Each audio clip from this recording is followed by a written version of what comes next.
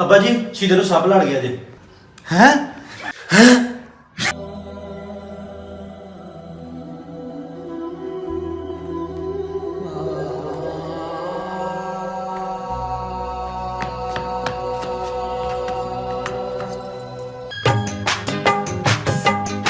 ਸ਼ੀਦੇ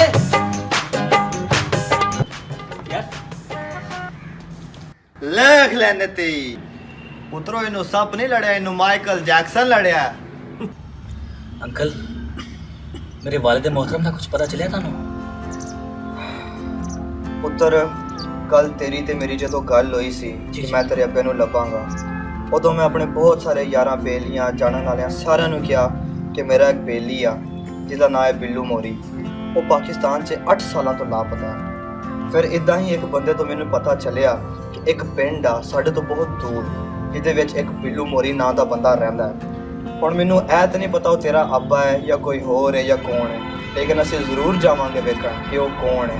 ਜੇ ਤੇਰਾ ਅੱਬਾ ਹੋਇਆ ਤਾਂ ਤੇਰਾ ਅੱਬਾ ਲੱਭ ਜਾਏਗਾ।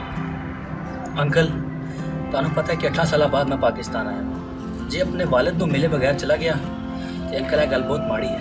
ਨਹੀਂ ਮੇਰਾ ਪੁੱਤ, ਮੈਂ ਜਦੋਂ ਹਾਮੀ ਭਰੀ ਹੈ ਕਿ ਮੈਂ ਤੇਰੇ ਅੱਬੇ ਨੂੰ ਲੱਭਾਂਗਾ ਤੇ ਮੈਂ ਉਹਨੂੰ ਜ਼ਰੂਰ ਲੱਭਾਂਗਾ। ਤੂੰ ਟੈਨਸ਼ਨ ਨਾ ਲੈ, ਮੈਂ ਤੇਰੇ ਨਾਲ ਹਾਂ। बस अंकल तुसी अपना शफकत दा पैर मेरे सिर ते हमेशा रखना। ਜ਼ਰੂਰ ਪੁੱਤਰ, ਮੈਂ ਤੇਰੇ अंकल ਨਾਲ दिल ते करदा मैं थानू जब भी पाल। ਸ਼ੀਦੇ ਸ਼ੀਦੇ ਸ਼ੀਦੇ ਇਹ ਵੱਟਾ ਚੋਂ ਇਹ ਵੱਟਾ ਚੋਂ खाना ਇਹ ਸਾਡੇ ਪੀਰ ਸਾਹਿਬ ਦੇ ਬਾਥਰੂਮ ਦਾ ਵੱਟਾ।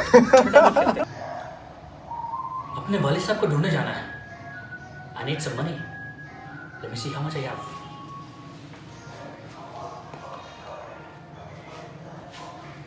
5 10 15 20 25 30 35 40 45 50 हो जाना। ਸ਼ੀਦੇ ये ਓਏ ਬਸ ਹੀ ਕਹਿੰਦੇ ਅਸੀਂ ਉਹ ਬਿੱਲੂ ਮੋਰੀ ਲੱਭ ਗਈ। कौन बिलो मरी ਉਹ ਤੇਰਾ ਅੱਬਾ ਬਿੱਲੂ ਮੋਰੀ। हैं? वाकई? ਆਹੋ ਇਹ ਛੇਤੀ ਤਿਆਰ ਹੋਏ, ਤੇਰੇ ਅੱਬੇ ਕੋਲ ਚਲੀਏ। एक मिनट।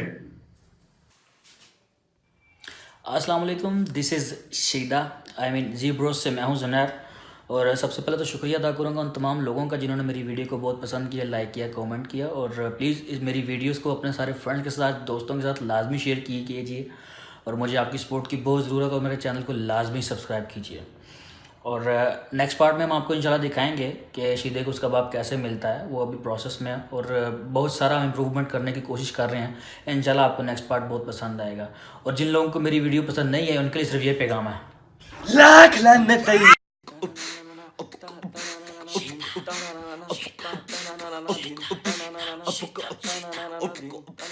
Up,